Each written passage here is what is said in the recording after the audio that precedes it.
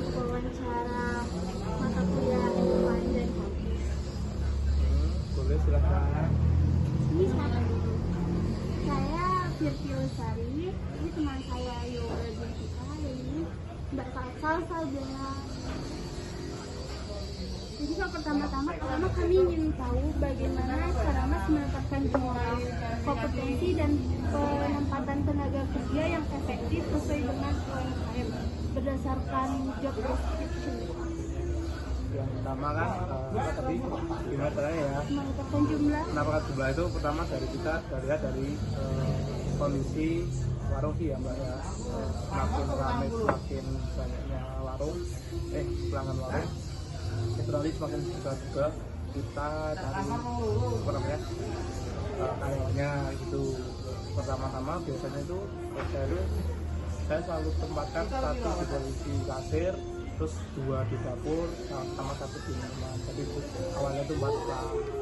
Ya, tapi makin ke sini kan juga semakin ramai. Itu nanti tinggal tambah plot mana yang bulan sama generasi 2000 itu udah beda. Pertama di untuk smarter banyak, etos banyak. Yang dulu sama sekarang tuh nggak sekarang kan sama, tapi kalau di sini kita dituntut untuk sama, bisa menyamaratakan. Kalau untuk melaksanakan pelatihan dan pengembangan produktivitas karyawan bagaimana ya? Kita biasanya training Mbak, training dulu. Jadi misal ada karyawan baru kita training dulu biar mereka tuh mulai itu sama dengan karyawan yang lama gitu. Jadi di sini kita selalu training dulu selama 1 minggu 2 minggu. Misal oke cocok kita lanjutkan, kalau nggak cocok ya kita lanjutkan. Gitu sih. Kalau di soalnya buka coffee shop ini masalah yang sering terjadi apa? Masalah yang sering terjadi adalah kalau tidak laku atau pengunjungnya sedikit kebanyakan situ. Ya, kenapa? Karena ya uang ini itu tergantung dari lihat pasar sekitarnya ya Mbak. Misal contoh kita bukanya di setelah bisa banget di sulit diakses untuk jalan raya, itu akan susah untuk menjangkau konsumen yang ada gitu. Kalau di sini ya mohon maaf kita bisa di jalan raya, dan apalagi ini akses utama, jadi kita melihat pasarnya ya lumayan gitu, strategis ya ini yang politik utamanya strategis kayak gitu. Selain itu harga juga meningkat ya Mbak ya, karena kita lihat kita tuh bukannya di mana.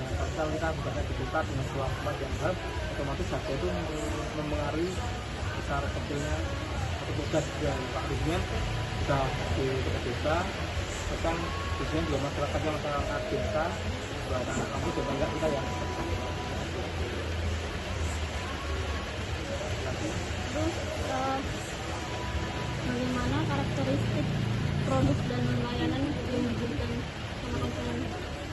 Kalau produk sama karakter ya Pak, untuk produknya kita di sini adalah karena kita itu mohon maaf ya, sebenarnya ini bukan coffee shop ya, lebih ke rumah makan. Karena kalau coffee shop itu lebih banyak ke kopi-kopiannya ya. Dan di sini kita adalah rumah makan yang memakai nama bangsa kopi biar kayak kekinian lah gitu. Kayak yang sekarang kan pakai nama-nama kopi biar terlihat keren, biar terlihat anak muda itu biar masyarakat beragam itu gitu. Terus untuk produknya kita di sini adalah jualan untuk makanan tradisional, jadi makanan khas desa gitu. Jadi biar keluarga itu juga bisa nikmati, anak muda itu juga bisa nikmati. Terus untuk ya itulah karakteristiknya ya, yang makanan khas desa gitu yang kita jual untuk pemilihan minuman, kita juga menyesuaikan lah. Terus tapi kita juga enggak semata-mata cuma kayak ke makanan tradisional aja, terus tapi kita juga pengembangan juga kan ke makanan-makanan modern campur ya, jadi kita mix lah ini ya, jadi combine. Terus cara melakukan riset pemasaran itu gimana? Caranya ya kita itu tadi Mbak, yang pertama adalah kita kan juga ya kita coba kita tawarkan ke pelanggan dengan cara kita kasih diskon ya, kita kasih diskon. Gimana sih pelanggan antusias ya dengan produk-produk tersebut. Jadinya kalau misal antusias ya udah kita boleh aja. Kalau misal kita kurang laku dalam makanan itu, kita coba apa sih yang kurang, oh ternyata ini kurang ini atau kurang manis atau kurang apa, kita coba dari kalau misal berhubungan aku ya kita tarik kita kayak gitu. Mengikuti selera Mas. Iya, mengikuti selera konsumen. Kalau pendistribusian produk kan berarti langsung gini ya Mas, dari maksudnya langsung di sini kan Mas? Iya tentu. Masaknya langsung di sini? Masak langsung. Tapi ada juga yang beberapa yang kita udah bahan jadi Mbak. Karena kalau misal kita bikin di sini langsung juga memakan efek waktu juga, jadi nggak lebih nggak efisien kan, mending kadang-kadang kita cuma pesan yang ini terus nanti datang ke sini ya tinggal gorengnya di sini. Terus cara menentukan promosi sama harganya itu gimana? Kalau harga kita lihat dari apa sih ya Mbak, kita penjualannya ya, dari bahan baku, terus tenaga, habis itu yang lain-lain kita tengok berapa habisnya, nanti ditambah dengan apa namanya keuntungannya itu. Biasanya kita cuma mengambil keuntungan itu nggak sampai 100%, mungkin di angka 50 atau 40 gitu. Jadi kita nggak, jadi hitungannya gitu. Terus habis itu untuk promosinya ya kita promosikan lewat iklan. Kalau kita nggak baru, kalau kita ada harga promo atau apa. Oh, biasanya kalau menu baru dikasih harga promo? Ya, biasanya kita promo dulu seminggu gitu. Gimana sih narik konsumennya, kita seminggu lakunya lumayan ya udah kita lanjutin. Kalau misal seminggu satu ya kita tarik, kita lanjutin. Berarti itu kayak feedbacknya dari pelanggan gitu Mas? Iya. Kalau masalah buat pemasarannya itu ada nggak sih Mas? Apa? Masalah yang dalam hal pemasaran gitu? Masalahnya sih mungkin apa ya Pak? Kalau pemasaran sih lebih kurang sih apa ya? Biaya iklannya lebih Biaya mahal. iklannya lah lebih itu gitu. Karena sekarang tuh di banyak sekali apa namanya yang punya akun-akun soal makanan yang jual. Mereka mau harga yo sak problemnya akun gede gitu kan. Jadi mereka sudah semuanya gitu. Kadang cuma 2 kali post, 1 kali transport itu sampai 500. Harga kan ya harga lah.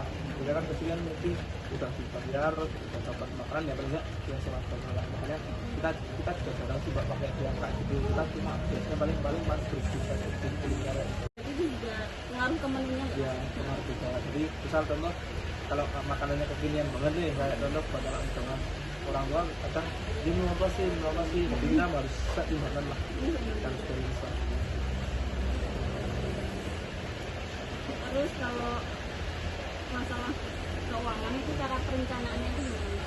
Untuk keuangan biasanya kita bagi ya Mbak. Pertama tuh kita bagi untuk belanja operasional, habis itu untuk operasional gaji, operasional lain-lain, dan operasional yang hal lain juga kita bagi dalam 4 itu. Paling enggak tuh yang tentu itu jangan sampai operasional gaji untuk karyawan itu jangan sampai dipakai, dan juga operasional jam itu jangan sampai operasional gaji karyawan lah, jangan sampai itu untuk buat operasional tiap hari. Misal pun harus terpaksa kepake pun mau nggak mau harus segera diganti dengan penonton. Biasanya tapi Jadi itu udah termasuk kayak cara memakai motor sampai ke ya bagian kalau di sini karena apa namanya, karena owner kami ada 5 dan untuk sebagainya itu urusan menurut kami. Jelas kami di sini ada cari biasanya untuk gaji karyawan untuk jalanin roda bangsa ini, habis itu nanti sisanya keuntungannya kita paskan. Nah di sini omnya 5 namanya bangsa itu ya, bukan bangsa ya, bangsa gitu. Tapi karena orang takutnya salah persepsi yang kata bangsa lagi apa sih, tidak itu. Lalu bagaimana proses perencanaan desain produk dari bahan baku sampai menjadi bahan jas jual? Kalau desainnya ya Mas, pertama kita mungkin lebih ke packing ya gitu, karena kita rumah makan kalau kita nggak jual ke luar juga. Untuk packingnya kita biasanya dari bahan baku udah jadi ya, yang kita ya goreng aja, terus kita gimana caranya plating makanan itu biar cantik dan juga pelanggan itu jadi kita ini enak, menarik. Nah, bentuk begini gitu kayak gitu. Terus kalau misal untuk yang tadi bungkus tadi kan karena kita kan bersama dengan ojek online, kita bisa pakai kertas yang udah biasa dijual-jual di toko roti, toko plastik itu ada. Kita pakai ya cukup yang simpel-simpel dulu lah kan, kayak gitu. Karena kalau misal mau bikin yang pakai plastiknya dari sini atau itu juga efek juga di harga jual juga nanti. Karena kita sebenarnya ya ganding bisa dibungkus rapi, pelanggan itu bisa terima tidak ada yang kurang, tidak ada yang rusak, itu pun kita tersenang. Tapi ke depan mesti ada pembaruannya. Nanti masih berkembang juga. Terus bagaimana proses pengendalian produk? Pengendaliannya mungkin lebih lihat ke cuaca sama pasar ya Mas ya. Jadi contoh misal kita mau stok produk A, kita stoknya itu jangan langsung banyak, contoh 200 porsi. Kita cukup paling nggak minimal setengahnya dulu 100 porsi. Gimana sih dilihat ke pasarnya itu gimana sih? Misal dalam 3 hari 100 porsi itu habis, ya udah kita naikkan. Kalau misal itu nggak habis ya udah kita kurangi. Jadi nggak langsung terus 200 kita kurangin terus. Ya itu. Terus bagaimana proses pengawasan kualitas produksinya Mas? Gimana? Bagaimana pengawasan kualitas produksinya di sini? Untuk di sini pengawasannya kita selalu cek ini karena kita bahan yang gampang tidak cepat busuk. Jadi kita selalu cek berkala ya Mas. Kita hari ini kita jual ini, terus biasanya sebelum kita jual kita cek dulu masih layak ya kita kalau sudah nggak layak ya kita pakai kita selalu cek caranya. Masalah apa yang sering terjadi dalam produksi makanan itu Mas? Yang pertama mungkin jangka waktu makanan tersebut ya Mas. Kayak contoh roti kan seminggu ya, hari seminggu, terus habis itu ada yang tepung dan bahan-bahan yang lain itu juga kita 2 minggu. Jadi kita akan stok nggak balik lama-lama gitu. Makanya kita stok ya mengikuti penjualan pasar. Terus misal yang efek lagi adalah cuaca sih ya. Cuaca kan kadang tuh panas gitu sekarang panas, makanya kita sudah simpan di kita nggak bisa lah sampai kita. Bagaimana melakukan perencanaan keuangannya Mas? Keuangan sini, perencanaannya untuk kedepannya gitu. Untuk perencanaannya kita setiap ke depan Mbak, setiap akhir bulan mesti selalu laporan ke pembeli kita.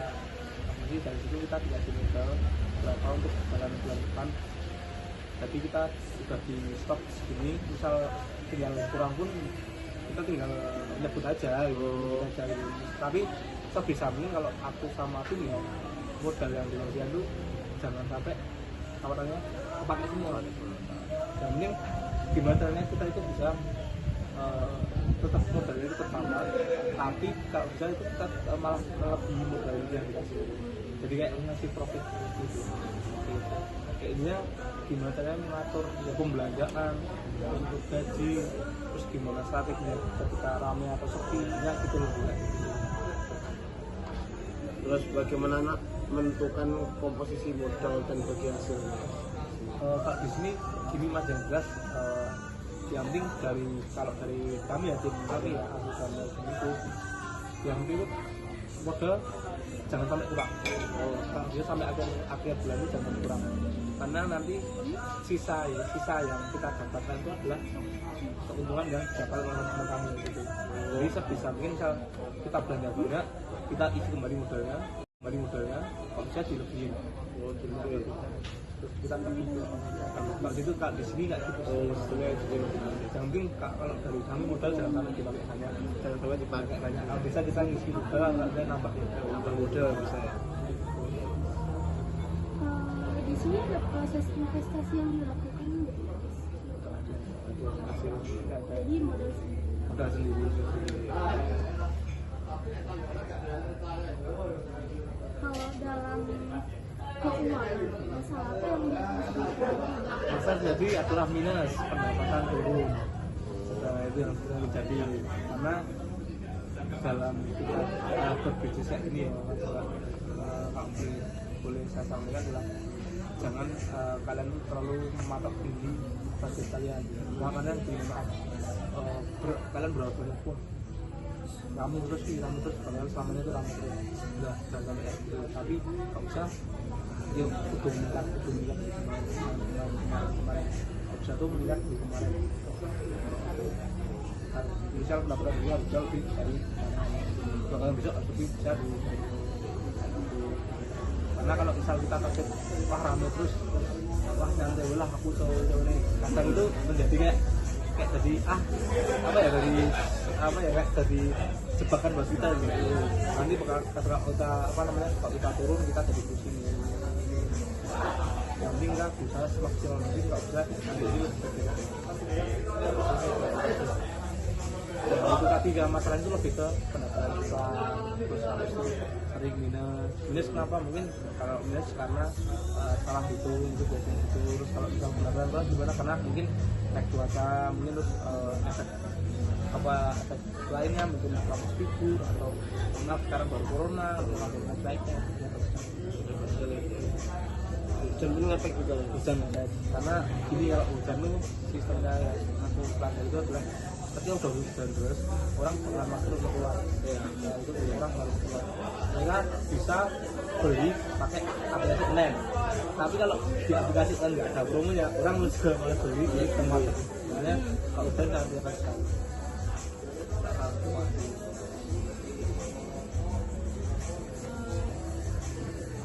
Ya udah mas itu aja udah. Ada lagi? Oh ya mau tanya, kayak asal usul bangsal kopi itu Mungkin aku sedikit cerita sejarahnya ya.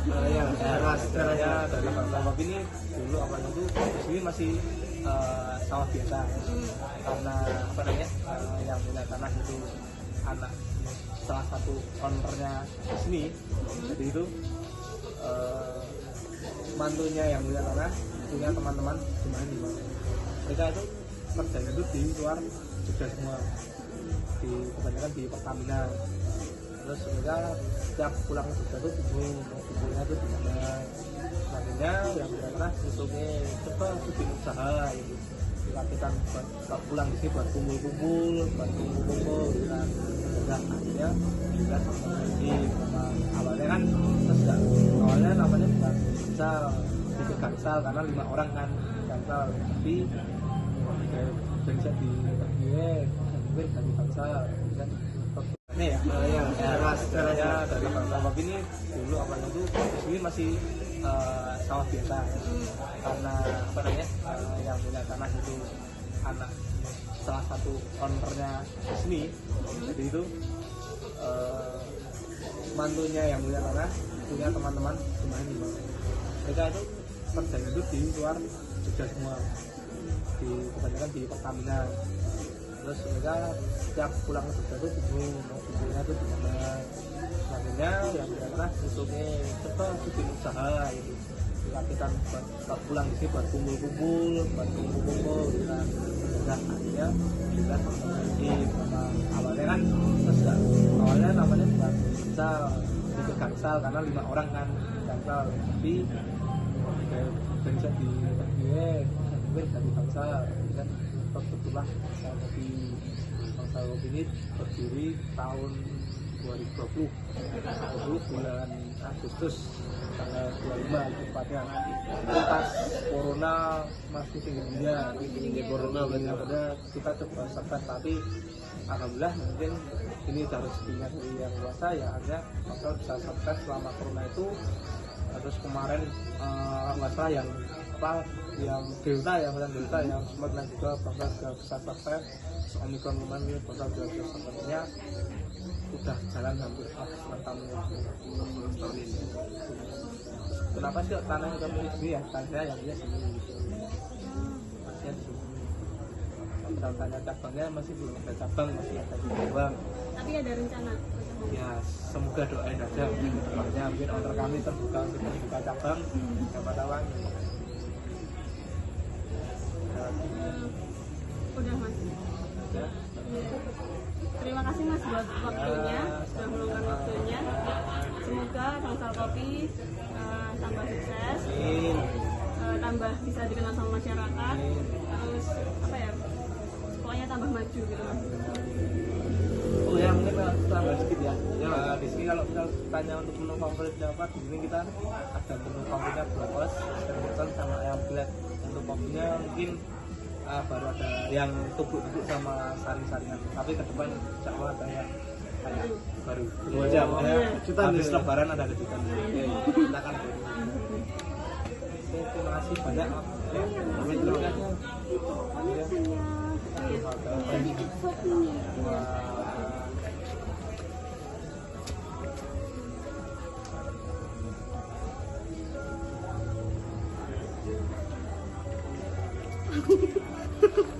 Oh, jadi ini cuma sedikit ya Mas? Oh ya, terima kasih banyak. Terima kasih. Harapan saya adalah kepada generasi muda yang akan datang adalah ya kalau misal kamu buka sesuatu usaha, ini yang penting itu berani aja. Berani, karena kebanyakan orang kan takut gagal ya. Jadi ini berani aja. Yang penting buat usaha ini fokus. Caranya kita itu dapat kenal masyarakat dulu, jangan langsung cari golek tadi. Jadi alon-alon nih Mas. Alon-alon asal pakon. Karena nanti apa usaha tidak akan mengkhianati hasil itu adalah pasti. Ya, itu aja sih. Terima kasih. Kalau mau lanjut. Terima kasih Mas. Sama-sama.